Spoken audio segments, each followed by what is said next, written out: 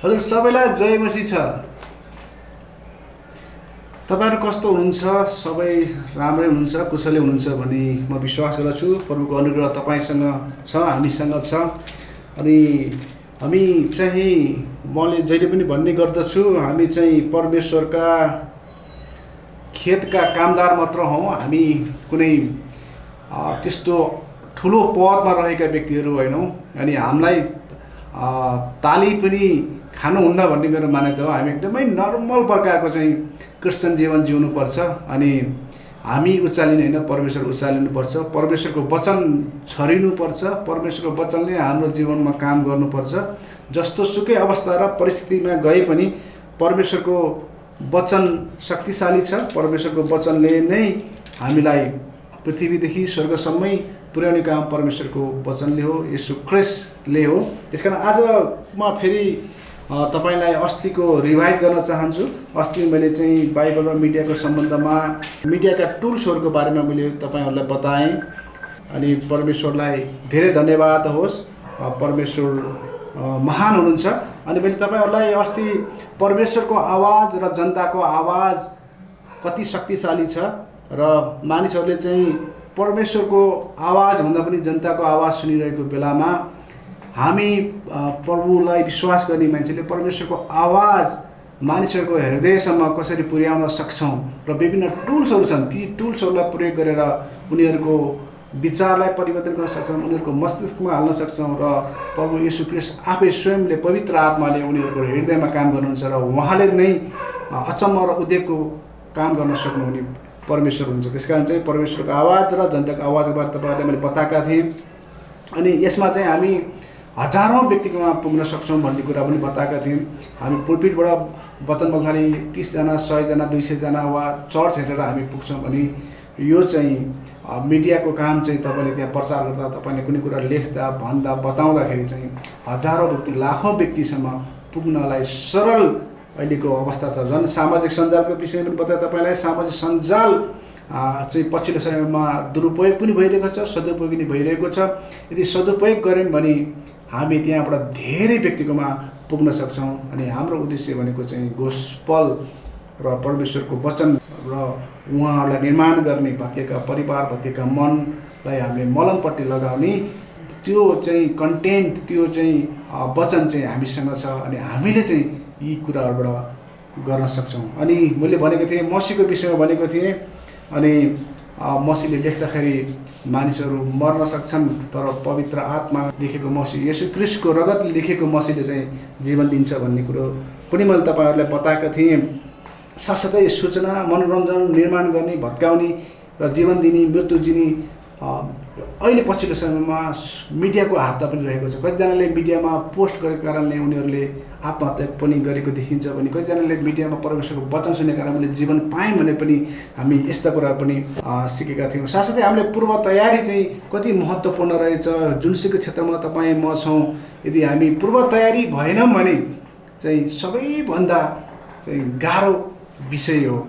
यदि तपाईँ र म काठमाडौँ छौँ भने काकरभित्ता वा धनगढी जाँदाखेरि पूर्व तयारीको लागि कति हामीले चाहिँ गर्नुपर्ने हुन्छ र त्यतिकै हामी काकरभित्ता वा धनगढी पुग्न सक्दैनौँ वा कुनै देशमा पुग्न सक्दैनौँ। त्यसको लागि हामीलाई पूर्व तयारी चाहिन्छ। त्यसकारण मिडियाकर्मी हुनको निम्ति केही पूर्व तयारीहरू चाहिँ अति नै आवश्यक छ।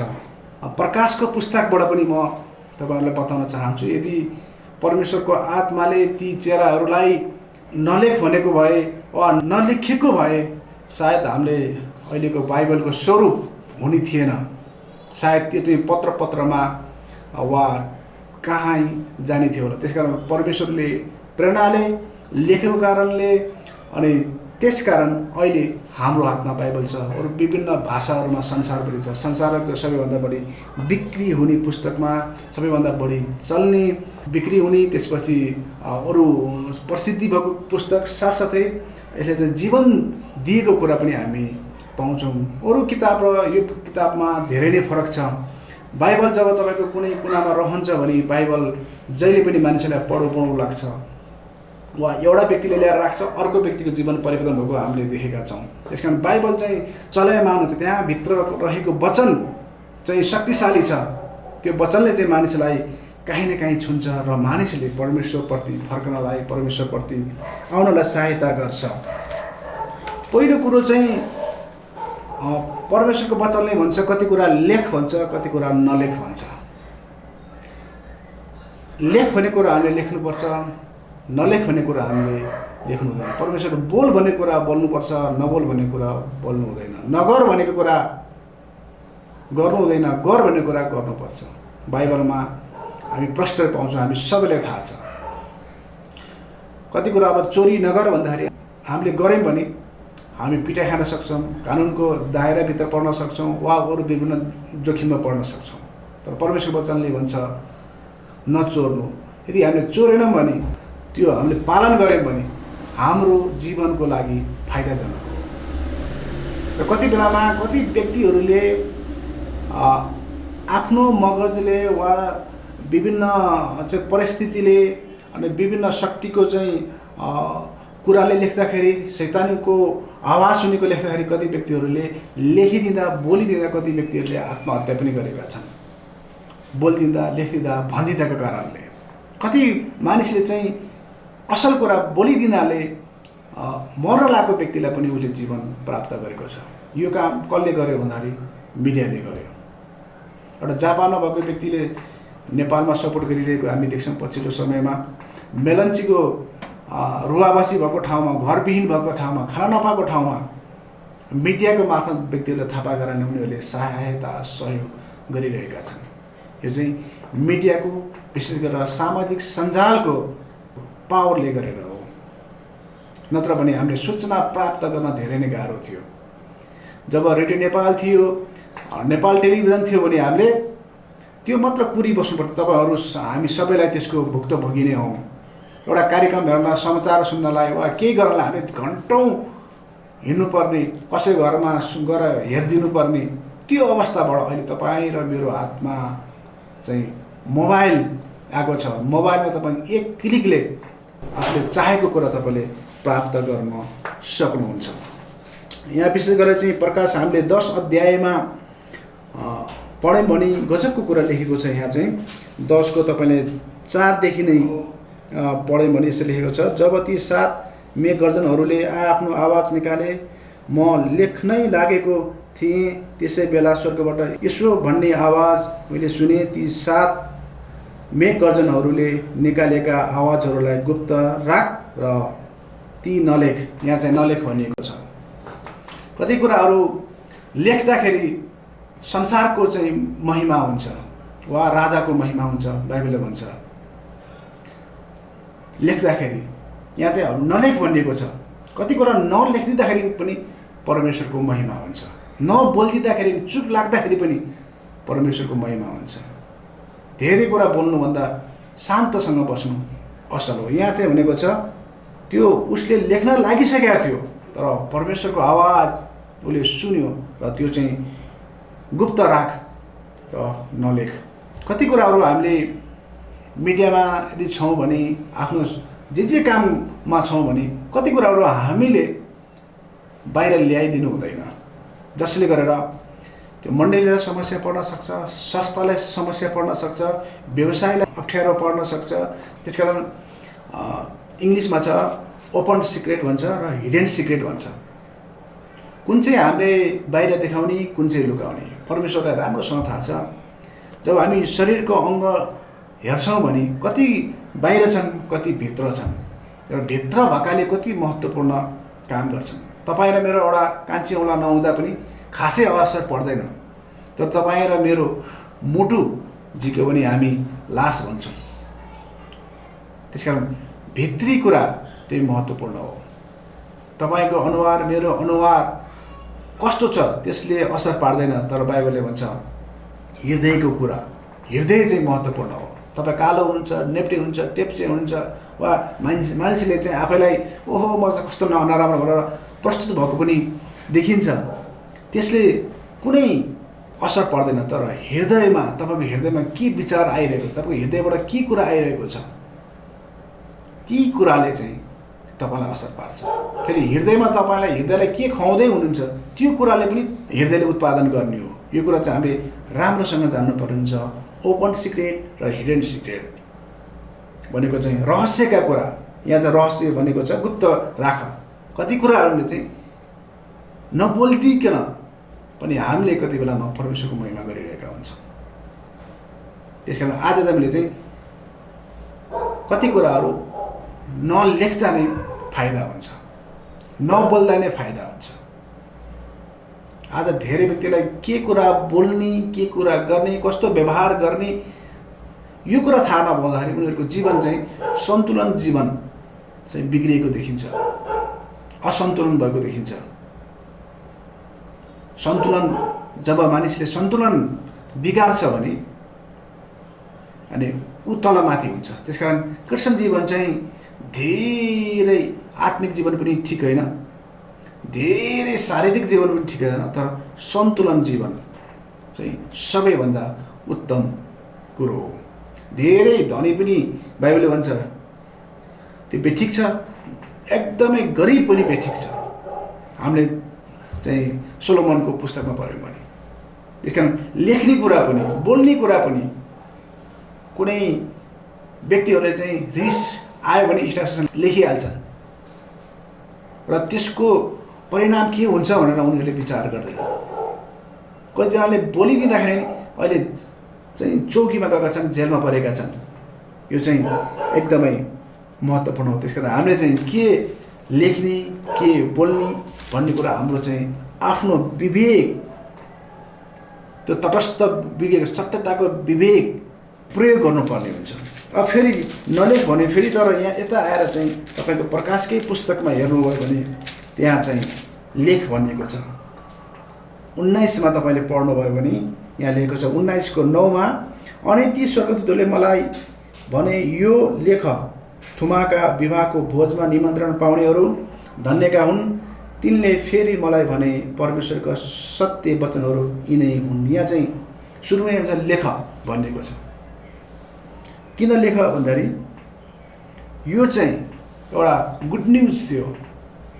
यो चाहिँ एउटा भोजमा निमन्त्रणा गरिएको थियो। तपाईँहरूलाई एउटा कुरा भन्न चाहन्छु, बाइबलमा वास्तवमा भोजबाट नै सुरुवात हुन्छ र बाइबल राम्रोसँग पढ्यो भने अन्तिम पनि भोजबाट नै अन्त्य हुन्छ। यहाँ त्यही कुरा गर्छ, थुमाको विवाहको भोज भनिएको छ अनि निमन्त्रण पाउने धन्यका हुन् भनेको छ। अनि हामी चाहिँ यो विवाहमा निमन्त्रण पाइएका व्यक्तिहरू, ख्रीष्ट येशूको रगतले चाहिँ किनिएका व्यक्ति भएको कारणले यहाँ चाहिँ यिनले यो लेख्ने व्यक्तिले परमेश्वरले भन्नुहुन्छ यी कुरा यो लेख। अझ तपाईँ र म चाहिँ कसको आवाज सुन्दैछौँ? मैले अस्तिकोमा फर्काउन चाहेँ, जनताको आवाज कति बेलामा लेख भन्छ, अन्याय भयो, अत्याचार भयो, यसले चाहिँ सीमा नाग्यो भन्दाखेरि कति बेलामा चाहिँ ती कुरा भन्नाले मानिसलाई देशमा अशान्ति भएको, हुलदङ्ग भएको, लडाइँ भएको हामी देख्न सक्छौँ। परमेश्वरको आवाज सुन्दा कति बेलामा ती कुराले चाहिँ हामीलाई शान्तिमा ल्याउँछ र हाम्रो जीवनलाई, हाम्रो परिवारको जीवनलाई, मण्डलीको जीवनमा, समाज, देश र जनतालाई पनि सुख भएको हामी थाहा पाउँछौँ। त्यसकारण आवाजहरू एडेम देवालले भन्छन् धेरै आवाज छन्, हजारौँ आवाजमध्ये तपाईँको आवाज सुनौँ। अनि उनको त्यो कति मिठो गीत छ। अनि आवाज सुन्नु आवश्यक छ। कति बेलामा आवाज जनताको हुनसक्छ, आवाज तपाईँबाट आएको हुनसक्छ, तपाईँको विवेकबाट आएको हुनसक्छ, अनि अरूको आवाज हुन सक्छन्। तर ती सबैभन्दा महत्त्वपूर्ण आवाज चाहिँ परमेश्वरको आवाज हो। त्यो परमेश्वरको आवाजले चाहिँ उहाँको राज्यको निम्ति र उहाँले हामीलाई दिनुभएको जीवनको निम्ति असल हुन्छ। त्यसकारण चाहिँ यहाँ धन्यको भनेको छ। त्यसकारण हामीले लेख्ने कुरा, बोल्ने कुरा, व्यवहार गर्ने कुरा चाहिँ महत्त्वपूर्ण छ। यो मिडिया कर्मीको निम्ति पनि हो, मिडिया नगरेकाहरूको निम्ति पनि हो। कति बेलामा सबै कुरा चाहिँ खोलिदिँदाखेरि तपाईँलाई, मलाई अप्ठ्यारो परेको हामीले महसुस गर्छौँ। सबै कुरा भनिदिँदाले कति व्यक्तिहरूको स्वभावै के हुन्छ भने सबै कुरा चाहिँ देखाउने हुन्छ। कोही मिल्ने साथी हुनसक्छ, आफ्नो कुरा देखाउँछन्, तर त्यो रङ हो। बाइबलले भन्छ परमेश्वरको अगाडि देखाऊ। तपाईँले देखाउँदै गर्दाखेरि त्यो साथी मनमनै हाँसिरहेको हुनसक्छ, वा तपाईँलाई गिजाइरहेको हुनसक्छ, वा तपाईँलाई डोमिनेट गरिरहेको हुन्छ, वा तपाईँलाई सान्त्वना पनि दिइरहेको हुनसक्छ, वा तपाईँको त्यसमा सहभागिता पनि भएको हुनसक्छ। तर हामी क्रिस्चियन जीवन चाहिँ परमेश्वरमा देखाउने हो। तपाईँ दुःखमा हुनुहुन्छ, कष्टमा हुनुहुन्छ, अन्याय तपाईँलाई कसैले गरिरहेको छ, अभावमा हुनुहुन्छ, अनि म धेरै व्यक्तिले चाहिँ म जान्छु, हेर्छु, म कहाँ पनि आउँछन् धेरै व्यक्तिहरू दुःख लिएर आउँछन्, कष्ट चाहिँ अभाव र लिएर आउँछन्। तर उनीहरू चाहिँ मलाई लाग्दैन परमेश्वरको चाहिँ मा पोखाएको व्यक्तिहरू चाहिँ आँसु बगाउँछन् अरूकोमा गएर। तर त्योभन्दा पनि महत्त्वपूर्ण हो परमेश्वरकोमा गएर आँसु झार्नु। परमेश्वरले त्यो देख्नुहुन्छ, त्यसको कदर गर्नुहुन्छ। अहिले धेरै व्यक्तिहरू चाहिँ दुःख पऱ्यो भने आफन्तकोमा, साथीकोमा गएर आँसु बगाएको मैले देखेको छु। त्यसकारण हामीले यो कुरा ख्याल गर्नुपर्छ चाहिँ परमेश्वरले हामीलाई निको बनाउनुहुन्छ, सबै परिस्थिति उहाँले समाधान गर्नुहुन्छ। यदि उहाँको बोलावट छ भने हामी त त्यो सुन्दर देशमा, हामीले कल्पना पनि नगरेको देशमा हामी पुग्छौँ, जो स्वर्गीय देश हो, जो अनन्तको सधैँको लागि रहने देश। तर यो चाहिँ हामी एउटा भाडाको शरीर त हो नि, यो हरेकले छोडेर जानुपर्छ। कसैको थोरै उमेरलाई कोही 50मै बित्छन्, कोही एकदमै उमेर भएर बित्छन्, कोही यो कोरोनाले कयौँ व्यक्तिहरू, क्रिस्चियन व्यक्तिहरू बिते, वरिष्ठ व्यक्तिहरू पनि बिते परमेश्वरको घरमा, त्यो बोलावटमा उहाँ जानुभयो, अनन्तको बोलावटमा।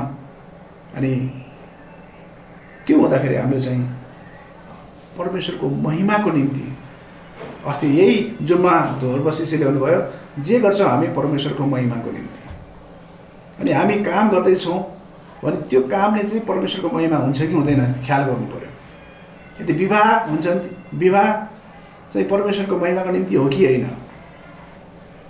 हामी जे गर्छौँ त्यो चाहिँ परमेश्वरको महिमाको निम्ति, उहाँलाई आदर गर्नुको निम्ति हो। हामी चाहिँ माटोको हो, अनि हामी माटोमा कुहिएर जान्छौँ, अनि खरानी भएर जान्छौँ। हाम्रो सबै इच्छा पनि जान्छ, हाम्रो चाहना जान्छ, हामीले सबै छोडेर जानुपर्छ। अनि कहिलेकाहीँ हामी यो बिर्सिन्छौँ। अनि डाक्टर मङ्गलमानले एउटा सेसनमा के भन्नुहुन्थ्यो भने, मान्छे सुत्दाखेरि म मर्नुपर्छ भनेर सुत्नुपर्छ, अनि मात्र उसको सकारात्मक विचारहरू आउँछ। कुनै पनि बेलामा मर्नुपर्छ, भोलि म उठ्न पनि नसक्छु भनेर हामीले जब चाहिँ त्यो प्रकारको विचार चाहिँ बोकेर हिँड्यौँ भने हामी चाहिँ त्यो नेगेटिभ कुराहरू, अरूका चाहिँ ब्याकबाइटिङका कुराहरू, नभन्नुपर्ने कुराहरू हामीले कन्ट्रोल गर्न सक्छौँ। अनि तपाईँ र मलाई कन्ट्रोल गर्नको निम्ति चाहिँ अरू कोही पनि संसारमा छैन। पास्टरले पनि कन्ट्रोल गर्न सक्दैन, तपाईँको अभिभावक बुबा आमाले पनि कन्ट्रोल गर्न सक्दैनन्। विशेष गरेर अहिले पछिल्लो समयको युवाहरू छ, तपाईँहरू हामी सबैलाई थाहा छ। अनि कन्ट्रोल गर्ने चाहिँ हामी यो परमेश्वरको वचनबाट नै हो, हामी आफैलाई कन्ट्रोल गर्ने हो। त्यसकारण यहाँ चाहिँ लेखेका कुरा चाहिँ, यो बाइबलमा लेखेको कुरा चाहिँ सत्य छ, यो भरपर्दो छन्। अनि यो कुरामा हामीले लाग्नुपर्छ। यदि हामी संसारकवि यदि विचार आउँछ भने त्यसको लागि हामीले चाहिँ मिडियामा काम गर्ने मन छ भने हामीले चाहिँ पहिलो प्रथम चाहिँ मिडिया अब सेकुलरको सिद्धान्त भने तिमीले जे देखेको छौ त्यो लेख भन्छ, तिमीलाई भोक लाग्छ भने खाइहाल भन्छ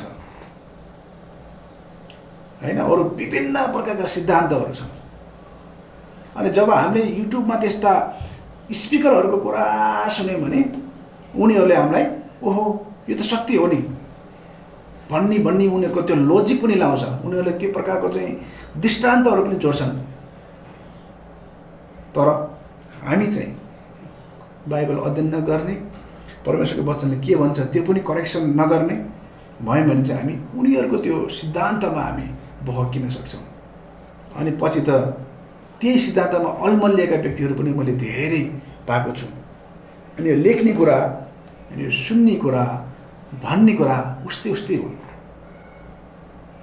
अनि यी चाहिँ धेरै नै महत्त्वपूर्ण छन्। अब हामीले प्रकाशको पुस्तकमा पनि फेरि त्यहाँ लेख भन्ने कुरो अङ्कित गरिएको छ 21को 5मा सिंहासनमा विराजमान हुनुहुनेले मलाई भन्नुभयो, हेर म सबै कुरा नयाँ तुल्याउनेछु।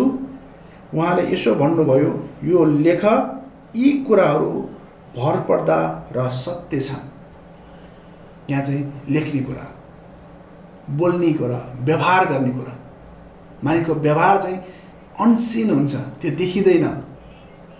लेखेको कुरा देखिन्छ तर व्यवहार पनि मानिसको कति बेला चाहिँ एकदमै अनकम्फर्टेबल, अरूलाई बिझाउने प्रकारको मानिसहरूले गरेको पनि हामी सबैलाई थाहा नै छ। यहाँ चाहिँ तपाईँको जीवनमा नयाँ कुरा भएन भनेर कतिजनाले नयाँ प्रगति गर्न सकेन, यसो गर्न सकेन भन्ने कुरा छ। तर परमेश्वरले जहिले पनि तपाईँ र मेरो जीवनमा नयाँ कुरा गर्न चाहनुहुन्छ।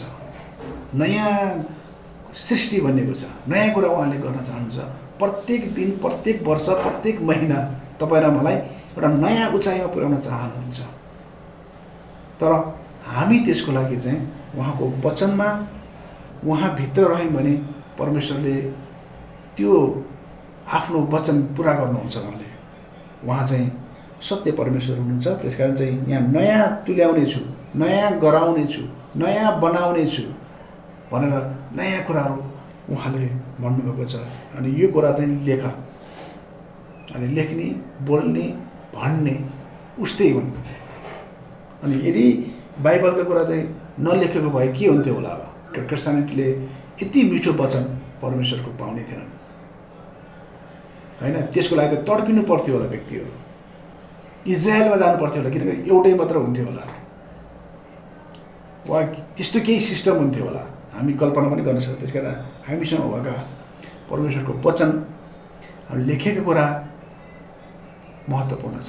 तपाईँ र मैले कसैको यहाँ होला डायरीमा तपाईँहरूले केही लेख्नुभयो, कोही कविता लेख्ने हुनुहुन्छ होला, कोही कथा लेख्ने हुनुहुन्छ, कोही मनका कुरा लेख्ने हुनुहुन्छ भने तपाईँको जीवनको भोगाइ पनि तपाईँले लेख्नुभयो भने सत्यतामा रहेर होइन, त्यो कुराले तपाईँको उन्नति पनि प्रगति पनि ल्याउँछ। किन भन्दाखेरि कुनै व्यक्तिले दुःख पाएको छ भने त्यो दुःखमा अरू व्यक्ति नजान पनि सक्छन्, त्यो अनुभव त्यो व्यक्तिको फरक पनि हुनसक्छ। भने त्यो कुरा यदि कसैले लेखिदियो भने, बोलिदियो भने अरू धेरै व्यक्तिले त्योबाट चाहिँ शिक्षा प्राप्त गर्छन्। किनभने मानिसको बुद्धि पनि चिहानमा, विचार पनि चिहानमा होइन, हाम्रो स्वभाव पनि चिहानमा, हाम्रो बोलीदेखि लिएर हरेक कुरा हाम्रो त्यो चिहानमा जान्छ, केही पनि रहँदैन हामीमा। त्यसकारण सही कुराहरू, सत्य कुराहरू, मननयोग्य कुराहरू हामीले लेखिदिनुपर्छ, बोलिदिनुपर्छ। जसले गरेर ठुल्ठुला लेखकहरूको चर्चा परिचर्चा किन हुन्छ भन्दाखेरि उनीहरूले पुस्तक लेखे, महान महान कुराहरू, विचार उनीहरूले बोले र त्यसलाई उनीहरूले पनि लेखे र आउने पुस्ताले पनि त्यो उसको कुरालाई फैलाउँदै गए। त्यसरी चाहिँ लेख्नु जीवनको महत्त्वपूर्ण हो। किनभने उहाँले चाहिँ हामीलाई जीवनको लेखिदिनु भयो, उहाँले जीवनको पुस्तकमा हाम्रो नाम लेखिदिनु भयो। उहाँ पनि लेख्ने परमेश्वर हुनुहुन्छ। तपाईँ र मेरो जीवन कस्तो छ उहाँले लेखिदिइसक्नु भएको छ। त्यसमा त हामी उहाँकोले भनेअनुसार मात्र गर्ने हो। त्यसकारण लेखन कार्य, यो लेख्ने कुरा धेरै नै महत्त्वपूर्ण छ। र आज संसारमा धेरै व्यक्तिहरू चाहिँ पुस्तकहरू लेखेर पनि गरिबबाट धनी भएको देखिन्छ।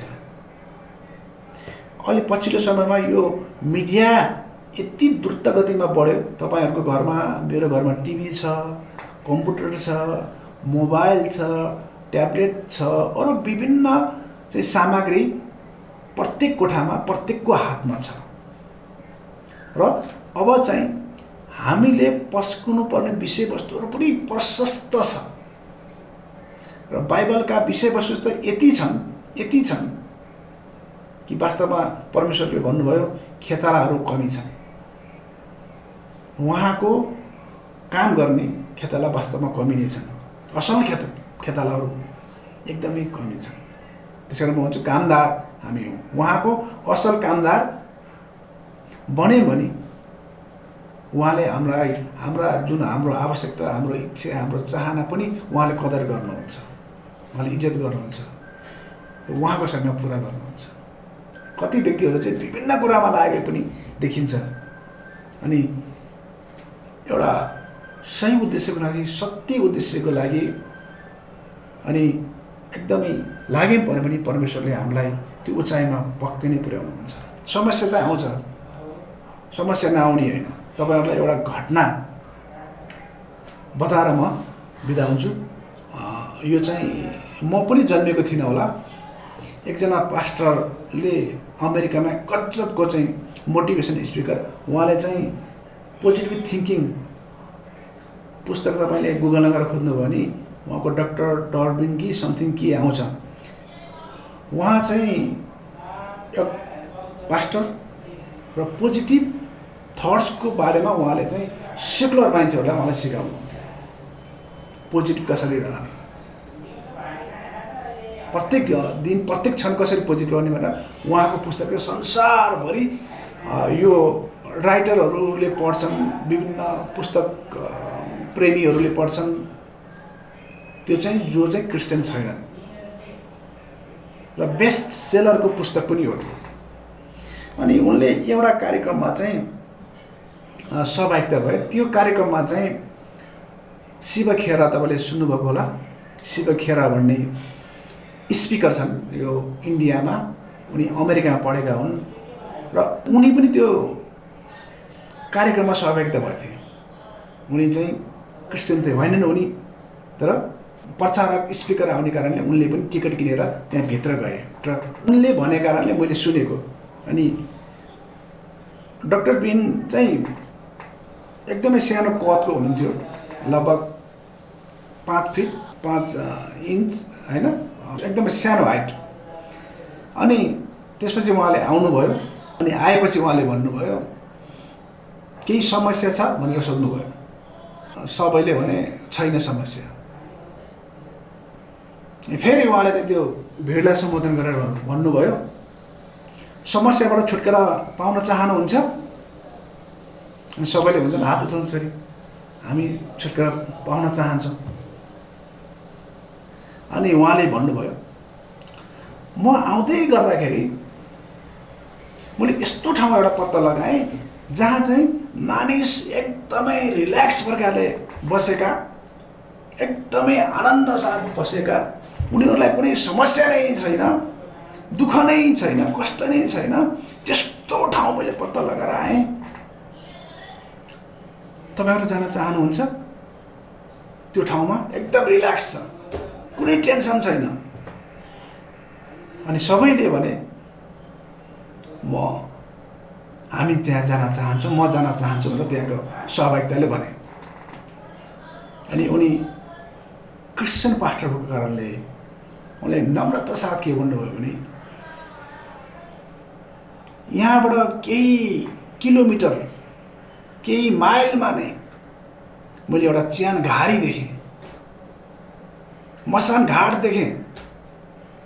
त्यहाँ मान्छे ल्याएको छ, त्यो मान्छे एकदमै ल्याएको मान्छे एकदम रिल्याक्स छ, केही पनि छैन, टेन्सन छैन, आनन्दले सुतिरहेको छ।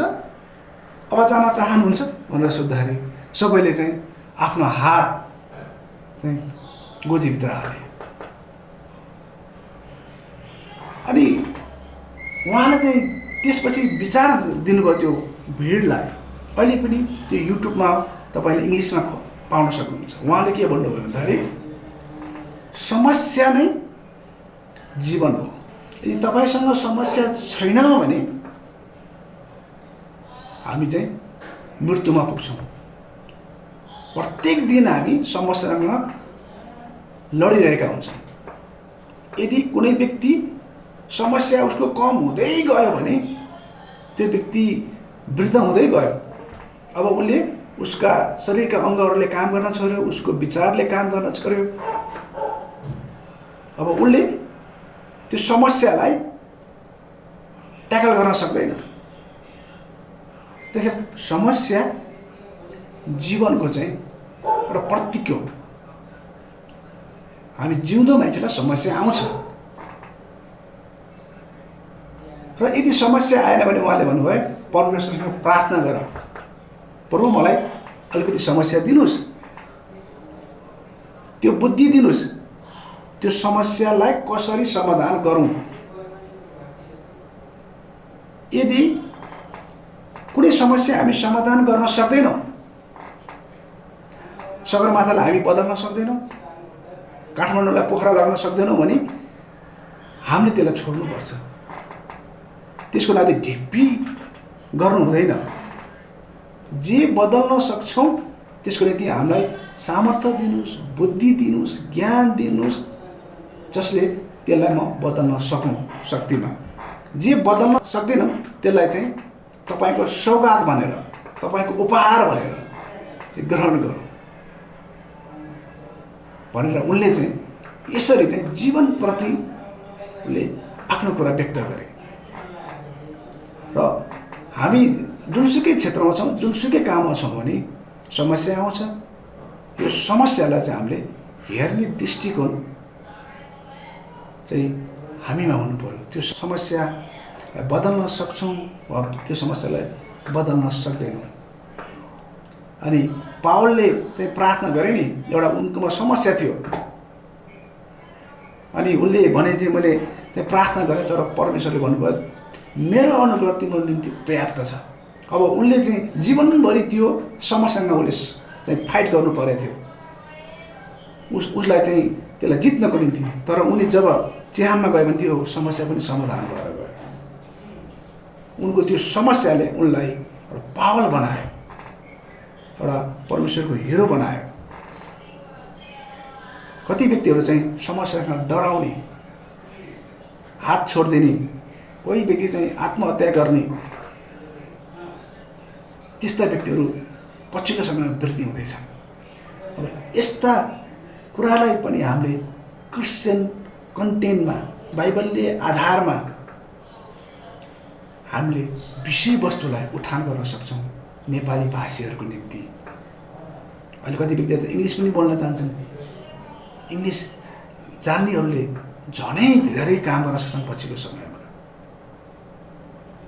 र नेपाली मण्डलको निम्ति, विश्वव्यापी मण्डलको निम्ति ठुलो काम हुन सक्छ। त्यसकारण चाहिँ तपाईँ र मैले लेख्ने कुरा, बोल्ने कुरा, तपाईँ र मैले व्यवहार गर्ने कुरामा चाहिँ हामीले ख्याल गर्नुपर्ने हुन्छ। त्यसकारण यहाँ चाहिँ त्यो समयमा चाहिँ लेख भनेको थियो, अहिलेको समयमा आएको भए चाहिँ खिच भन्नुहुन्थ्यो होला सायद। यो चाहिँ लेखेको छैन होइन, यो चाहिँ मैले आफ्नो विचार भनेको हो। अहिले भन्छ तिम्रो क्यामेरा खोला भन्नुहुन्थ्यो होला, तिम्रो मोबाइल खोला भन्नुहुन्थ्यो होला, यो कुरा खिच, रेकर्ड गर, सामाजिक सञ्जालमा हालिदेऊ भनेर त भन्नुहुन्थ्यो होला। त्यो बेला लेख्ने थियो, त्यसकारण लेख्न पनि एकदमै जटिल थियो त्यो बेलामा। अहिलेको जस्तो कलम थिएन, अहिले जस्तो चाहिँ 10 रुपियाँमा कलम चाहिँ 20 रुपियाँको कपी ल्याएर सरर लेख्ने कुरो थिएन। त्यो बेलाको लेखाइ अहिलेसम्म पनि जीवित छ। जटिल थियो, त्यो जटिलतामा पनि, समस्यामा पनि यी महान व्यक्तिहरूले लेखे। यी महान व्यक्तिहरूको कति समस्या थियो होला।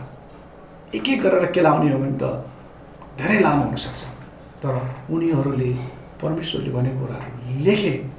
आज धेरै व्यक्तिले, लाखौँ करोडौँ व्यक्तिहरूले प्रत्येक दिन उत्साह पाउँछन्, प्रत्येक दिन एउटा नयाँ ऊर्जा पाउँछन्, नयाँ विचार पाउँछन्, नयाँ काम पाउँछन्।